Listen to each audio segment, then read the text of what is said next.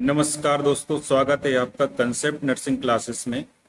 आज की क्लास में प्रैक्टिस टेस्ट नंबर 76 सॉल्व करेंगे। Question 1, the nurse evaluates the adequacy of oxygen in the newborn by monitoring option A, blueness of hands and feet, B, pulse rate, C, gas level in arterial blood, D, percentage of oxygen absorbed। Nurse किसकी निगरानी कर नवजात में oxygen की पर्याप्तता का मूल्यांकन करती है? Correct answer is option C, gas level in arterial blood, ABG, arterial blood gases. इसका निगरानी करके ऑक्सीजन सैचुरेशन की मॉनिटरिंग करती है नर्स। एक्सप्लेनेशन भी देखेंगे कुछ। An arterial blood gas test measures the oxygen and carbon dioxide levels in blood as well as blood's pH balance. The sample is taken from an artery, not a vein, and healthcare providers typically order it in certain emergency situations. तो कुछ विशेष प्रकार की जो emergency स्थितियां होती हैं उनमें ये टेस्ट किए जाते हैं। और इनका जो देखते हैं क्या क्या इसमें टेस्ट करने से क्या होता है। देखिए यहाँ पर देख सकते हैं आर्टरी से सैंपल लिया जा रहा है, इसलिए इसको कहते हैं आर्टेरियल ब्लड गैस। इसमें जो पॉइंट है वो समझेंगे। ऑक्सीजन 15 to 23% पर 100 ml of blood, pH 7.35 to 7.45, PA CO2 का जो प्रेशर है, पार्शियल प्रेशर, उसका नॉर्मल वैल्यू होती है 35 to 45 mmHg। ऑक्सीजन का प्रेशर होता है 80 to 100 mmHg। बाइकार्बोनेट का प्रेशर, बाइकार्बोनेट का जो नॉर्मल वैल्यू होती है 22 to 26 milli equivalent per litre. O2 saturation होता है 95 to 100%। ये बातें ABG से निकल करके आती हैं। नेक्स्ट क्वेश्चन की ओर चलेंगे। The nurse is caring for a client who is feeling unresponsive after the administration of an opioid analgesic. The client has been given 1 dose of naloxone but is currently difficult to awaken. Which intervention should the nurse implement next? Nurse एक ऐसे client की देखभाल कर रही है जो opioid analgesic के प्रशासन के बाद अनुत्तरदायी अनुभव कर रहा है। क्लाइंट को नैलोक्सोन की एक खुराक दी गई है, लेकिन वर्तमान में उसे जगाना मुश्किल है। नर्स को आगे कौन सा हस्तक्षेप लागू करना चाहिए? ए, ग्राहक की चेतना के स्तर का पुनः मूल्यांकन करें और श्वसन दर पर नजर रखें। बी, ग्राहक के स्वास्थ्य देखभाल प्रदाता HCP means health care provider से कांटेक्ट करें। सी, प्रोटोकॉल के अनुसार ग्राहक को पूरक ऑक्सीजन दें। डी, उपरोक्त सभी। इसका करेक्ट आंसर होगा ऑप्शन डी, ये सभी विकल्प इसमें सही हैं। देखिए यहाँ पर क्या हो रहा है कि एक ओपियोइड एनाल्जेसिक किसी भी पेशेंट को दिया गया है तो वो क्या कर रहा है, अनरिस्पॉन्सिव फील कर रहा है। तो इसका मतलब है कि उसमें टॉक्सिसिटी हो गई है, तो इसलिए उसको ज़्यादा एंटीडोट देंगे नैलोक्सोन की। नैलोक्सोन ओपियोइड एनाल्जेसिक का एंटीडोट होता है। अब कुछ और स्टेप्स हैं जो कि अपनाने चाहिए, जैसे कि पहला है, जब नैलोक्सोन की एक खुराक दी गई है तो उसमें पुनः करेंगे, उसका मूल्यांकन करेंगे, असेसमेंट, कि कहीं उसमें फिर से जो है चेतना अनरिस्पॉन्स वो रिस्पॉन्स दे रहा है या नहीं दे रहा है, और उसकी जो रेस्पिरेटरी रेट है वो कितनी है। क्योंकि होता क्या है, जो भी ऑपियोइड्स होते हैं जैसे कि मॉर्फिन, इनको लेने से जो रेस्पिरेटरी रेट है ये घट जाती है। इसलिए RR का मीन्स रेस्पिरेटरी रेट पर नजर रखना आवश्यक होता है। दूसरा पॉइंट है, ग्राहक के स्वास्थ्य देखभाल प्रदाता से संपर्क करें, क्योंकि इनके पास जो HCP होंगे, इनके पास ग्राहक का, ये पेशेंट का डाटा होगा। सी है, प्रोटोकॉल के अनुसार ग्राहक को पूरक ऑक्सीजन दें। ये भी इसलिए करेक्ट है क्योंकि मरीज को ड्रॉसीनेस आएगी, ऑक्सीजन की कमी ना हो।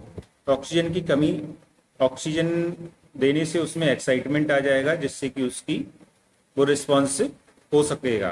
तो इसलिए ये भी इसमें और ऑक्सीजन देना जरूरी होता है, इसलिए इस प्रकार से ये सभी ऑप्शन सही होते हैं।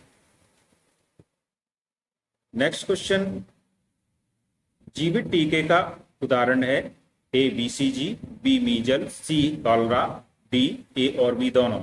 इसका करेक्ट आंसर होगा जो बीसीजी और मीजल्स होते हैं, ये दोनों जीवित टीके होते हैं। इससे संबंधित एक्सप्लेनेशन देखेंगे। Live vaccine also known as live attenuated vaccines are made from weakened viruses that help the body's immune system recognize and fight infection caused by the non-weakened form of the virus. They tend to create a strong and lasting immune response. तो ये जो immunity जो पैदा करते हैं, ये long lasting और strong immunity पैदा करते हैं। ये लाइव वैक्सीन होते हैं जो, और लाइव वैक्सीन क्या होते हैं, लाइव एटेन्यूएटेड वैक्सीन को कहते हैं। मीन्स क्षीण इनकी जो क्षमता होती है उसको कम करके वैक्सीन में डाला जाता है। अब कुछ प्रकार के जो लाइव वैक्सीन है इनको देखते हैं, जैसे measles, mumps and rubella MMR, chickenpox, rotavirus, smallpox, yellow fever, nasal spray flu, varicella zoster, oral polio virus OPV, ये सभी क्या है, जीवित वैक्सीन या लाइव वैक्सीन में आते हैं। नेक्स्ट क्वेश्चन, नर्स एक ऐसे प्रेग्नेंट वोमेन की देखभाल कर रही है जिसने घर पर प्रेगनेंसी टेस्ट के पॉजिटिव रिजल्ट बताए हैं और उसका अंतिम मासिक धर्म LMP 3 महीने पहले हुआ था।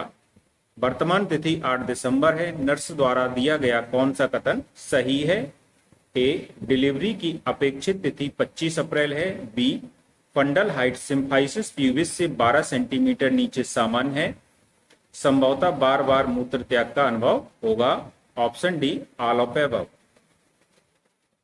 पहला ऑप्शन इसमें देखते हैं कि डिलीवरी की अपेक्षित तिथि 25 अप्रैल है। देखिए क्या है कि आज 8 दिसंबर है जब नर्स उसको चेक कर रही है, तो 8 दिसंबर लिखा, क्योंकि 8 दिसंबर लिखा, फिर उसमें 7 दिन जोड़ेंगे, 7 दिन जोड़ने के बाद 9 माह जोड़ेंगे और 3 माह घटा देंगे, क्योंकि आज की डेट में जब वो आई है नर्स के पास तो उसको 3 माह हो चुके थे। मीन्स वो 6 माह की प्रेग्नेंट है, 3 माह हो चुके थे, अब आगे उसके 6 माह और बचे हैं। तो इस प्रकार से यहाँ पर 6 माह हम लोग जोड़ेंगे। अब यहाँ से 8 और 7 हो रहा है 15। 15 दिसंबर में जब 6 माह जोड़े जाएंगे तो ये 25 जून आंसर आएगा। इसलिए जो डिलीवरी की अपेक्षित तिथि है, एक्सपेक्टेड डेट ऑफ डिलीवरी है, ये 25 जून है। इसलिए ये पहला ऑप्शन गलत हो जाता है। अब दूसरा ऑप्शन की ओर चलेंगे। फंडल हाइट सिम्फाइसिस प्यूबिस से 12 सेंटीमीटर नीचे है। देखिए होता क्या है कि फंडल हाइट कह रहे हैं कि ये फंडल हाइट 12 सेंटीमीटर नीचे है सिम्फाइसिस प्यूबिस से, तो ये सिम्फाइसिस प्यूबिस हो गया। अब लगभग होता क्या है कि ये 3 माह की प्रेग्नेंट है। 3 माह मीन्स मान के चलते हैं कि ये 12 सप्ताह की प्रेग्नेंट हो चुकी है। इस प्रकार से 12 सप्ताह में ये जो सिम्फाइसिस प्यूबिस से जो फंडल हाइट होगी ऊपर की ओर होगी, ना कि नीचे की ओर। इसलिए बी ऑप्शन भी गलत हो जाता है।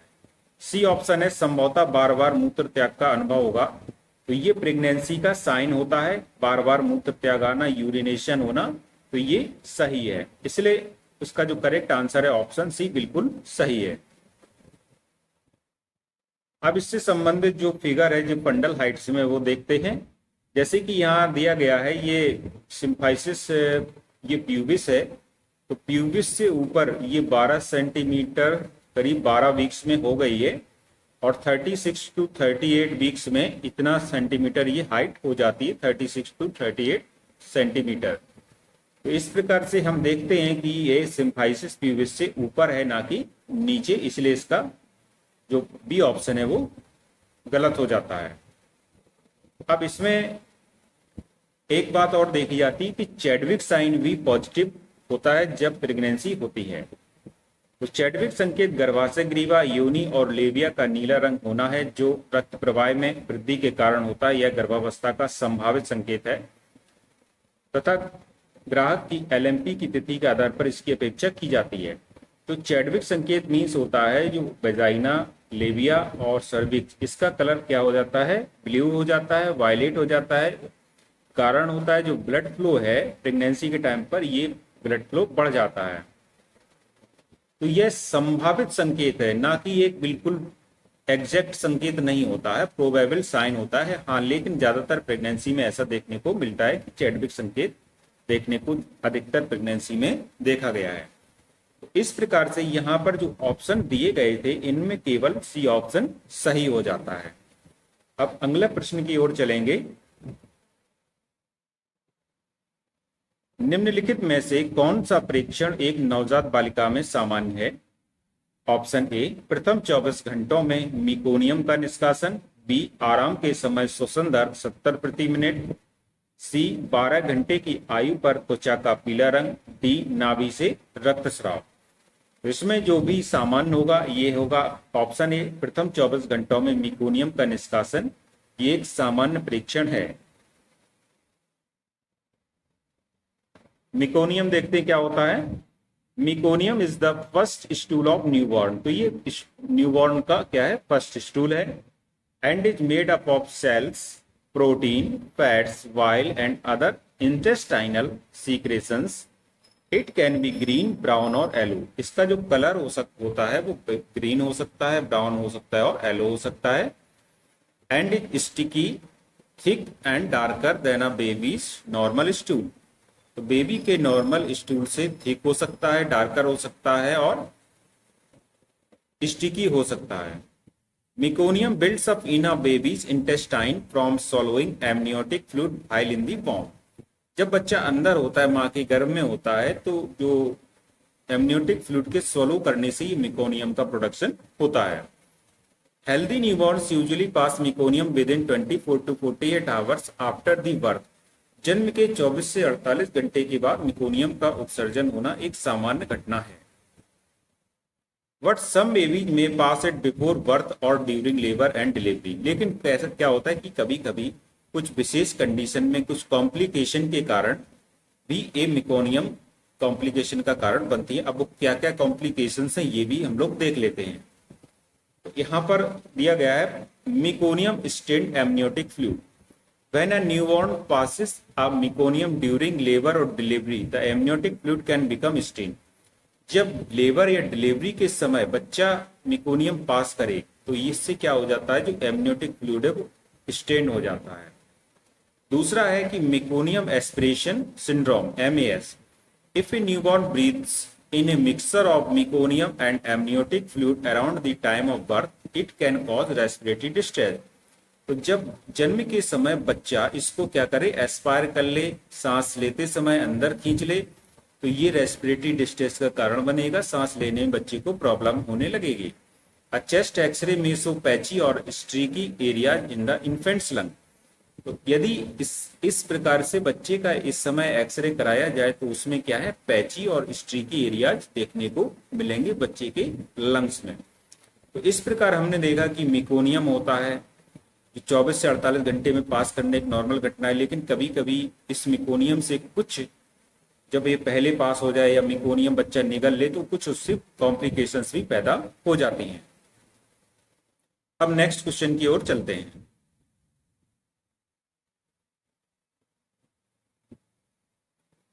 The nurse is caring for a client who is experiencing unresponsive following the administration of an opioid analgesic. The client has received a dose of naloxone but is currently difficult to arouse. Which interventions should the nurse implement next? Select false statement।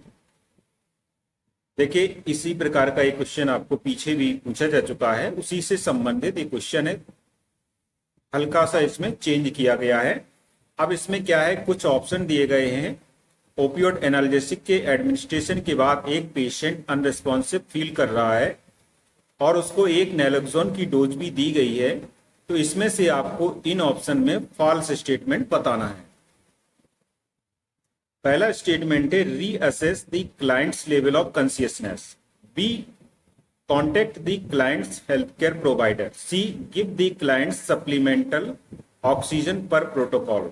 D, monitor the rate of the client's respirations. E. Notify the unit manager immediately of the client's condition. देखिए इसका जो correct answer होगा option, पहले एक एक option से देखते चलते हैं। Reassess the client's level of consciousness, तो ये बिल्कुल सही है क्योंकि ओपियोइड एनाल्जेसिक है, हो सकता है इससे टॉक्सिसिटी हो गई हो, तो उसको पेशेंट को नैलॉक्सोन दिया गया, क्योंकि ओपियोइड की टॉक्सिसिटी दूर करने के लिए एंटीटॉक्सिक नैलॉक्सोन होता है। तो फिर से क्या करेंगे, उसकी जो लेवल ऑफ कॉन्शियसनेस है वो रीअसेस करेंगे, तो ये सही है।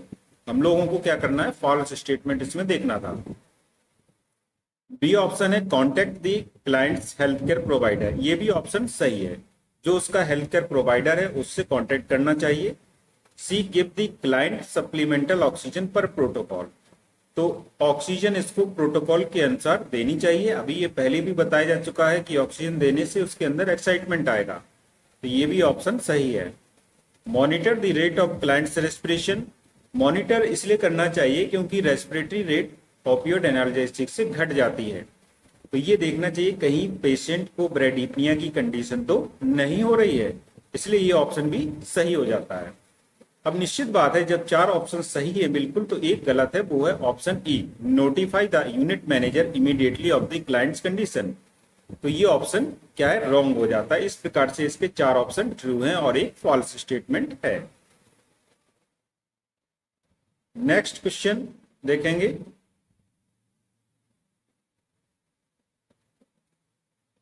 योनि द्वारा प्रसव के 1 मिनट पश्चात एक नवजात का शरीर गुलाबी एवं हाथ पैर नीले हैं, दृढ़ता से रो रहा है, व हृदय दर 140 प्रति मिनट है, उत्तेजित करने पर तुरंत रोकर प्रतिक्रिया देता है, धीमी गतिशीलता के साथ न्यूनतम आकुंचन बनाए रखता है, इस नवजात का अपकार स्कोर होगा 10, 8, 9, 7। ये आपको चार ऑप्शन दिए गए हैं। तो देखिए यहाँ पर एक एक पॉइंट्स हम लोग देखते चलेंगे। अपकार स्कोर तो जैसा कि पहले भी पढ़ाया जा चुका है, एक डॉक्टर वर्जीनिया अपकार द्वारा जो भी इन्फेंट्स होते हैं जस्ट आफ्टर बर्थ, उनके हेल्थ की कंडीशन को चेक करने के लिए एक स्कोर दिया जाता है जिसको बोलते हैं अपकार स्कोर। अब इसमें पहला है शरीर गुलाबी और हाथ पैर नीले हैं, इसलिए 1 अंक मिलेगा इसका। दृढ़ता से रो रहा है, 2 अंक मिलेंगे। हृदय दर 140 प्रति मिनट है, इसको भी 2 अंक दे देंगे। उत्तेजित करने पर तुरंत रोकर प्रतिक्रिया देता है, इसको भी 2 अंक दे देंगे। धीमी गतिशीलता के साथ न्यूनतम आकुंचन बनाए रखता है, इसलिए इसको 0 अंक देंगे, क्योंकि धीमी गतिशीलता भी है और न्यूनतम आकुंचन भी है, तो इसलिए 0 अंक ही मिलेंगे। यदि तेज गतिशीलता होगी और न्यूनतम आकुंचन होता तो 1 अंक मिलता। तो इस प्रकार से 2 + 2 4, 4 + 2 6 और 6 + 1 7। यहाँ पर करेक्ट आंसर होगा ऑप्शन डी 7। अब वर्जीनिया अपकार ने जो अपकार स्कोर दिया था उसके संबंध में जो एक्सप्लेनेशन है एक बार फिर से पुनः आपको देख लेते हैं। The अपकार score is a quick way to assess a newborn's health right after birth. It is based on 5 criteria: activity, pulse, dryness, appearance, and respiration. The score ranges from 0 to 10, with higher scores indicating better health. A score of 7 or higher is considered good, and a score of 10 is very unusual. The Apgar score is usually performed twice, once at 1 minute and again at 5 minutes after birth. तो ये Apgar score है, इसमें 5 point लिए जाते हैं, 5 criteria लिए जाते हैं, आपको बता दिए गए हैं। इसका जो रेंज होती है 0 से 10 होती है, और हायर जितना अधिक स्कोर होगा उतना बेटर हेल्थ बच्चे की होगी। 7 या 7 से अधिक का स्कोर एक अच्छा स्कोर समझा जाता है, ये अपकार स्कोर का एक मापदंड है। नेक्स्ट क्वेश्चन की ओर चलेंगे। और एक बात जो बहुत इंपॉर्टेंट है इसमें, अपकार स्कोर जनरली क्या होता है कि 2 बार लिया जाता है, एक बार जन्म के 1 मिनट बाद और दूसरी बार जन्म के 5 मिनट बाद। ये भी बहुत इंपॉर्टेंट याद रखने वाली बात है। Next question. The nurse is caring for a client who is 32 weeks gestation and presents with painless vaginal bleeding. Which intervention should the nurse implement? Select that will not apply. Nurse एक ऐसे मरीज की देखभाल कर रही है जो 32 सप्ताह की गर्भवती है और उसे दर्द रहित योनि से रक्तस्राव होता है। नर्स को कौन सा हस्तक्षेप लागू करना चाहिए, वह चुने जो लागू नहीं होगा।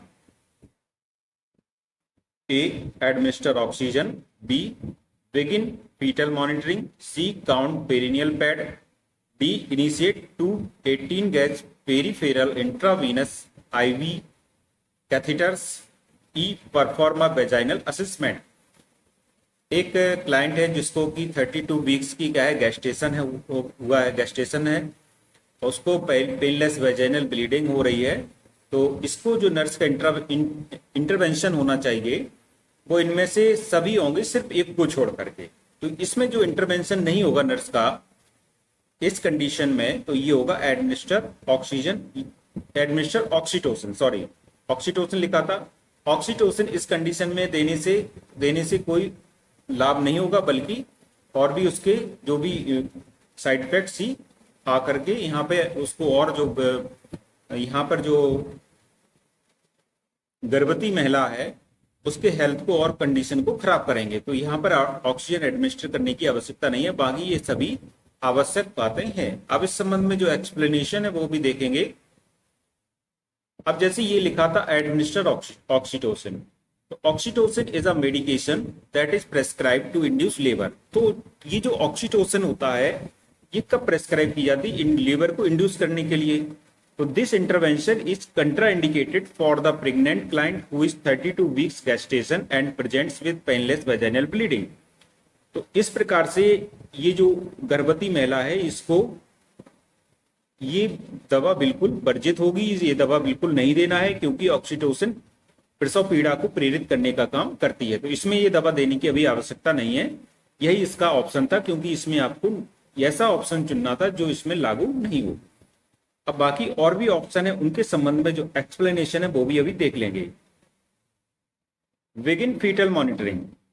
Fetal monitoring is an appropriate intervention for the nurse to implement for the client who is 32 weeks gestation and presents with painless vaginal bleeding. तो जो फीटल मॉनिटरिंग है ये एक अच्छा इंटरवेंशन है, अप्रोप्रिएट इंटरवेंशन है नर्स के द्वारा, क्योंकि जो क्लाइंट है वो 32 वीक्स की गेस्टेशन है और उसको पेनलेस वेजिनल ब्लीडिंग हो रही है। Fetal monitoring allows the nurse to assess the fetal heart rate and to determine if the fetus is experiencing distress. Next जो ऑप्शन और भी दिए गए थे, जैसे एक ऑप्शन और दिया गया है इसमें काउंट पेरिनियल पैड, इसके संबंध में जो व्याख्या है वो देखेंगे। It is appropriate for the nurse to implement a peri pad count to monitor the client's bleeding and determine if there is a risk for hypovolemia and shock. तो कहीं हाइपोवोलेमिया और शॉक की कंडीशन तो नहीं बन रही है, इसलिए इसमें काउंट पेरिनियल पैड भी एक एप्रोप्रिएट नर्सिंग इंटरवेंशन होगा। इसमें और नेक्स्ट ऑप्शन था initiate two 18 gauge peripheral intravenous catheters. Inserting two large bore IV catheters is an appropriate nursing intervention. तो ये भी एक क्या है, एप्रोप्रिएट नर्सिंग इंटरवेंशन है। The client may require IV fluid hydration and medication to halt the progression of labor. Next option और दिया गया था इसमें perform a vaginal assessment, vaginal assessment करना। A vaginal examination is contraindicated for a pregnant client who presents with painless bleeding, as this action can induce uterine contraction and cause more bleeding.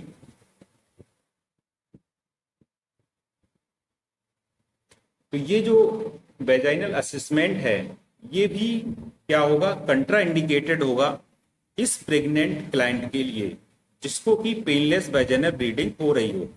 इससे करने से क्या होगा, induce हो जाएंगे uterine contraction and cause और मोर bleeding हो सकती है। तो इसीलिए ये जो इन एप्रोप्रिएट नर्सिंग इंटरवेंशन में आएगा परफॉर्म वेजाइनल असेसमेंट, ये इन एप्रोप्रिएट नर्सिंग इंटरवेंशन होगा। नेक्स्ट देखते हैं। अच्छा, ऐसा है कि ये जो पेनलेस वेजाइनल ब्लीडिंग हो रही है ये क्यों हो रही है, इसके संबंध में क्या कारण हो सकता है। Placenta previa occurs when the placenta grows over the cervix. तो इसका जो कारण होता है पेनलेस वैजाइनल ब्लीडिंग का मेन जो काज होता है ये होता है प्लेसेंटा प्रीविया की condition. A symptom indicative of placenta previa is painless vaginal bleeding during the third trimester of pregnancy। तो तीसरे ट्राइमेस्टर प्रेगनेंसी के तीसरे ट्राइमेस्टर में क्या होता है, इससे पेनलेस वेजिनल ब्लीडिंग होती है। किससे? प्लेसेंटा प्रीविया से। Another placental abnormality is placental abruption। जो प्लेसेंटा से संबंधित जो दूसरी परेशानियां हैं जिससे कि ये समस्याएं हो सकती हैं, तो वो क्या है? प्लेसेंटा का एब्रप्शन भी है। Which is when the placenta detaches from the uterine ball. तो ये कब होता है? जब ये यूट्राइन बॉल से प्लेसेंटा क्या हो जाए? डिटैच हो जाए, हट जाए। Symptoms of an abruption include pain with or without vaginal bleeding. ऐसा इसके जो सिम्टम्स हैं उसमें पेन हो भी सकता है, पेन हो सकता है with or without vaginal bleeding. तो लेकिन ब्लीडिंग कोई आवश्यक हो, ये कोई आवश्यक नहीं है। तो इस प्रकार से हमने देखा कि पेनलेस वेजिनल ब्लीडिंग की जो मेन कारण है वो है प्लेसेंटा प्रीविया। प्लेसेंटा प्रीविया ये जो प्रॉब्लम होती है इसकी जो पेनलेस वेजिनल ब्लीडिंग की होती है थर्ड ट्राइमेस्टर ऑफ प्रेगनेंसी में। नेक्स्ट क्वेश्चन,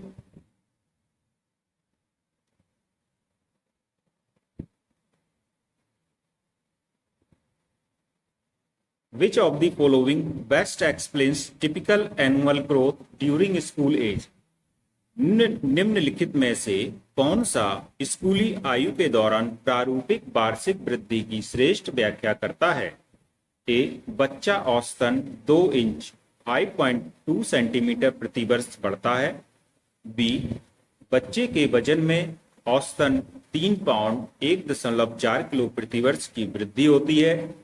सी, इस पूरी अवधि के दौरान हम उम्र साथियों में कुछ शारीरिक भिन्नताएं नजर आती हैं। डी, फैट पैड्स की संख्या बढ़ती है जो कि बच्चे की सामान्य मांसल दिखावट में सहायक होते हैं। जो भी स्कूल एज के बच्चे होते हैं उनमें ये वृद्धि होने का जो सबसे अच्छा तरीका है, श्रेष्ठ व्याख्या है, वो है बच्चा औसतन 2 इंच यानी कि 5.2 सेंटीमीटर प्रति वर्ष बढ़ता है। ये श्रेष्ठ व्याख्या है। बाकी ये भी है, लेकिन क्या पूछा गया था यहाँ पर? श्रेष्ठ व्याख्या। तो बेस्ट एक्सप्लेनेशन है ऑप्शन ए, इसलिए यहाँ पर करेक्ट आंसर हो जाएगा ऑप्शन ए। नेक्स्ट क्वेश्चन, जन्म के पश्चात 1 वर्ष के दौरान शिशु का वजन सामान्यतः हो जाता है। ऑप्शन ए, स्थिर रहता है। बी, 2 गुना। सी, 3 गुना। डी, 4 गुना। तो जन्म के बाद 1 वर्ष के दौरान जो शिशु का वेट हो जाता है ये नॉर्मली क्या हो जाता है? 3 गुना हो जाता है। इसलिए ऑप्शन सी बिल्कुल सही हो जाएगा। Next question, popcorn and nuts should not be given to a toddler because they. एक टॉडलर को पॉपकॉर्न व नट्स नहीं देने चाहिए क्योंकि ए, ऑप्शन ए होगा, बच्चे की भूख को बिगाड़ देते हैं। बी, आसानी से अंतः चूसित हो जाते हैं। बहुत कम भोजन मूल्य रखते हैं। डी, दांतों में सड़न पैदा करते हैं। तो देखिए, एक टोडलर है, उस टोडलर को पॉपकॉर्न और नट्स इसलिए नहीं देने चाहिए क्योंकि जो पॉपकॉर्न होते हैं बहुत जल्दी एब्जॉर्ब हो जाते हैं, इसलिए नहीं देना चाहिए। इसलिए करेक्ट आंसर इसका ऑप्शन बी। ऐसा है कि इसमें इस क्वेश्चन में जो दिया गया है, एक टोडलर को पॉपकॉर्न व नट्स इसलिए नहीं देने चाहिए क्योंकि ऐसा होता है कि जो पॉपकॉर्न होते हैं तो 4 से कि जो पॉपकॉर्न होते हैं ये बेहतर होता है कि 4-5 साल का जब बच्चा हो जाए तब उसको पॉपकॉर्न देना शुरू करें। इसका कारण यह होता है कि पॉपकॉर्न जल्दी से बच्चे क्या करते हैं? अंतः चूसित कर लेते हैं, क्योंकि जब वो पॉपकॉर्न खाएंगे तो वे चबाने में, जो छोटे बच्चे होंगे वो उसको चबा नहीं पाएंगे। जब चबा नहीं पाएंगे तो हो सकता है कि वो उनके श्वसन नली में अटक जाए। यदि वो बच्चे छोटे हैं और यदि खाने की कोशिश कर रहे हैं तो उन्हें अच्छी तरह से देख करके उनके ध्यान कहीं न भटका करके सिर्फ खाने पर ध्यान दे करके उनको पॉपकॉर्न देना चाहिए। इसलिए इसका करेक्ट आंसर है ऑप्शन सी, आसानी से ही अंतः चूसित हो जाते हैं इसलिए नहीं देने चाहिए।